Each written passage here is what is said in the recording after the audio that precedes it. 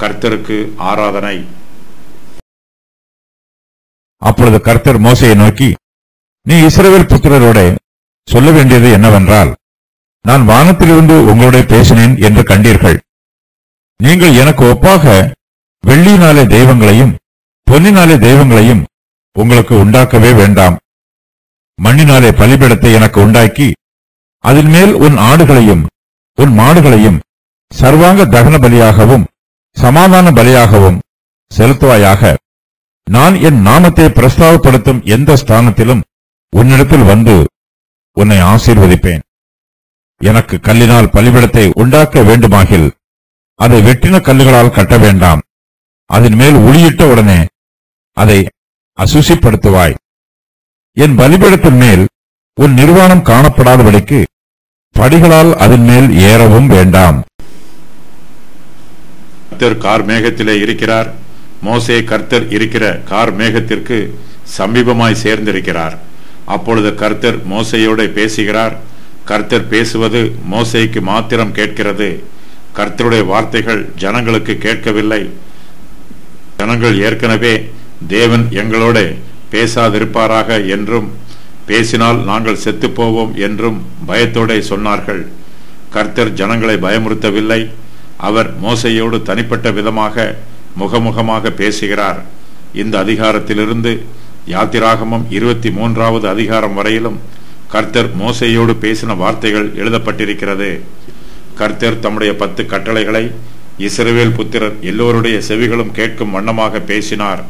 அப்பொழுது இடி முழக்கங்களும் மின்னல்களும் எக்கால சத்தங்களும் உண்டாயிற்று. இப்போதோ கர்த்தர் மோசேயோடு தனிப்பட்ட முறையில் முகமுகமாக பேசுகிறார். தாம் ஏற்கனவே சொன்ன 10 கட்டளைகளை கர்த்தர் மோசேக்கு விளக்கமாக சொல்லுகிறார். கர்த்தர் தம்முடைய வாயினால் தம்முடைய வார்த்தைகளை மோசேக்கு சொல்லுகிறார். அதன் பின்பு கர்த்தர் தம்முடைய வார்த்தைகளை எழுதுகிறார். தம்மை ஆராதிப்பது சம்பந்தமான பிரமாணங்களை கர்த்தர் மோசேக்கு சொல்லுகிறார். அவர் கர்த்தர் சொன்ன வார்த்தைகளை இஸ்ரவேல் புத்திரருக்கு சொல்ல வேண்டும். கர்த்தர் மோசேயை நோக்கி, நீ இஸ்ரவேல் புத்திரரோட சொல்ல வேண்டியது என்னவென்றால், நான் வானத்திலிருந்து உங்களோட பேசினேன் என்று கண்டீர்கள் என்று சொல்லுகிறார். இஸ்ரவேல் புத்திரர் கர்த்தருக்கு ஒப்பாக விக்கிரகங்களை செய்து அதை ஆராதிக்க கூடாது. கர்த்தர் தம்முடைய 2வது கட்டளையாக இதை ஏற்கனவே சொல்லி இருக்கிறார். மேலே வானத்திலும் கீழே பூமியிலும் பூமியின் கீழ் தண்ணீரிலும் உண்டாயிருக்கிறவைகளுக்கு ஒப்பான ஒரு சொரூபத்தை ஆகிலும் யாதொரு விக்கிரகத்தை ஆகிலும் நீ உனக்கு உண்டாக்க வேண்டாம் என்பது கர்த்தருடைய 2வது கட்டளையாகும். கர்த்தர் மறுபடியுமாக இந்த கட்டளையை சொல்லுகிறார். நீங்கள் எனக்கு ஒப்பாக வெள்ளியினாலே தெய்வங்களையும் பொன்னினாலே தெய்வங்களையும் உங்களுக்கு உண்டாக்க வேண்டாம் என்று கர்த்தர் சொல்லுகிறார். கர்த்தருடைய பரிசுத்த பிரசன்னம் இஸ்ரவேல் புத்திரர் மத்தியில் இருக்கிறது. கர்த்தருடைய தெய்வீக மகிமை அவர்களுக்கு வெளிப்படுத்தப்பட்டிருக்கிறது. ஆகையினால் கர்த்தருடைய மகிமை அவர்கள் மத்தியிலே பிரத்யட்சமாய் வெளிப்படாத போது அவர்கள் கர்த்தருடைய மகிமைக்கு ஒப்பாக விக்கிரகங்களை உண்டாக்க கூடாது. இஸ்ரவேல் புத்திரர் கர்த்தருக்கு ஒப்பாக விக்கிரகங்களை செய்து அதை ஆராதிக்கும் போது அது கர்த்தரை ஆராதிக்கும் ஆராதனை ஆகாது. விக்கிரக ஆராதனை கர்த்தரை ஆராதிக்கும் ஆராதனை ஆகாது. விக்கிரகம் கர்த்தருக்கு சத்துருவாய் இருக்கிறது. விக்கிரகங்களை ஆராதிக்கிறவர்கள் கர்த்தருக்கு விரோதமான எதையோ ஆராதிக்கிறார்கள். கர்த்தர் எரிச்சலுள்ள தேவனாக இருக்கிறார். அவர் தம்முடைய மகிமையை எந்த விக்கிரகத்தோடும் பகிர்ந்து கொள்ள மாட்டார். இஸ்ரவேல் புத்திரர் கர்த்தரை ஆராதிக்கும் போது அவருக்கு சர்வாங்க தகன பலிகளையும் சமாதான பலிகளையும் செலுத்த வேண்டும். அதற்காக அவர்கள் கர்த்தருக்கு பலிபீடத்தை உண்டாக்க வேண்டும். தமக்கு எப்படிப்பட்ட பலிபீடம் உண்டாக்க வேண்டும் என்றும் கர்த்தர் சொல்லுகிறார். இஸ்ரவேல் புத்திரர் கர்த்தருக்கு மண்ணினாலே பலிபீடத்தை உண்டாக்கி அதன் மேல் தங்கள் ஆடுகளையும் தங்கள் மாடுகளையும் சர்வாங்க தகன பலியாகவும் சமாதான பலியாகவும் செலுத்த வேண்டும். தம்முடைய நாமத்தை பிரஸ்தாபப்படுத்தும் எந்த ஸ்தானத்திலும் கர்த்தர் அவர்களிடத்தில் வந்து அவர்களை ஆசீர்வதிப்பார். தேவனை ஆராதிக்கும் எந்த இடத்திலும் பலி செலுத்துவதற்கு பலிபீடம் இருக்க வேண்டும். தேவனே அதற்குரிய இடத்தை தேர்வு செய்கிறவர். இஸ்ரவேலருடைய வரலாற்றில் பலியிடுவதற்கு 3 இடங்கள் தேர்வு செய்யப்பட்டன. அவையாவன சைலோ, பெத்தேல், சீயோன். கர்த்தருக்கு மண்ணினால் பலிபீடத்தை உண்டாக்குவது போதுமானது. அவர்கள் கல்லினால் கர்த்தருக்கு பலிபீடத்தை உண்டாக்க வேண்டும் என்றால் கர்த்தர் அதற்கு ஒரு சில நிபந்தனைகளை சொல்லுகிறார். எனக்கு கல்லினால் பலிபீடத்தை உண்டாக்க வேண்டுமாகில் அதை வெட்டின கல்லுகளால் கட்ட வேண்டாம். அதன் மேல் ஊழியிட்ட உடனே அதை அசுசிப்படுத்துவாய். என் பலிபீடத்தின் மேல் உன் நிர்வாணம் காணப்படாதபடிக்கு படிகளால் அதன் மேல் ஏறவும் வேண்டாம் என்று கர்த்தர் சொல்லுகிறார். மனுஷன் தன்னுடைய சொந்த கிரியைகளினால் ரட்சிக்கப்பட முடியாது என்பதை இந்த வாக்கியம் விளக்குகிறது. புற ஜாதியார் தங்களுடைய தெய்வங்களின் உருவங்களை உயர்ந்த இடத்தில் வைத்து அங்கு ஏறிச் செல்வதற்கு படிகளை அமைப்பார்கள். மற்ற தெய்வங்களை விட தங்கள் தெய்வங்கள் உயர்ந்தவை என்பதை பெருமையோடு காண்பிக்கும் விதமாக உயர்ந்த பீடங்களை கட்டுவார்கள். உயர்ந்த மேடைகள் பாவமானவை. புறஜாதியாரின் பலிபீடங்களில் பலவிதமான விக்கிரகங்கள் இருக்கும். இது தேவனுடைய இரண்டாம் கற்பனைக்கு எதிரானது. தம்முடைய ஜனத்தாரிடம் தேவன் கண்ணியமான சுபாவங்களை எதிர்பார்க்கிறார். தேவன் மனுக்குலத்தை தம்முடைய ஒரே பேரான குமாரனாகிய இயேசு கிறிஸ்துவின் திரு இரத்தத்தினால் ரட்சிக்கும்படியாக சித்தம் கொண்டிருக்கிறார். தான் ரட்சிக்கப்பட வேண்டும் என்று மனுஷன் மேற்கொள்ளும் எந்த சுய முயற்சியும் தேவனுக்கு அசுசியாக இருக்கும்.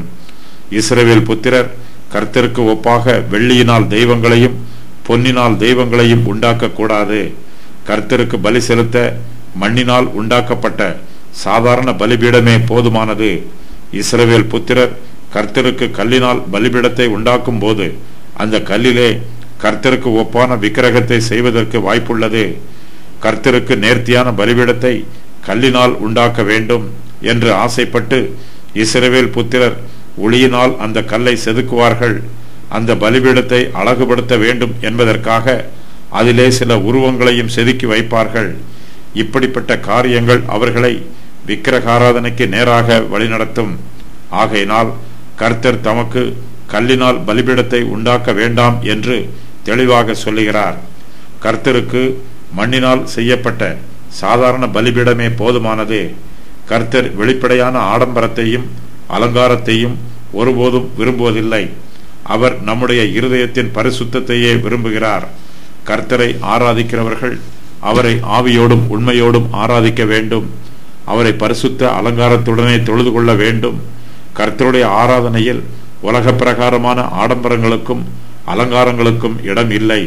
பரிசுத்தமே ஆலயத்தின் அழகு. பரிசுத்தத்தின் அழகுக்கு வர்ணம் பூச வேண்டிய அவசியம் இல்லை. கர்த்தருக்கு உண்டாக்கப்படும் பலிபீடம் அதிக உயரமாக இருக்கக்கூடாது.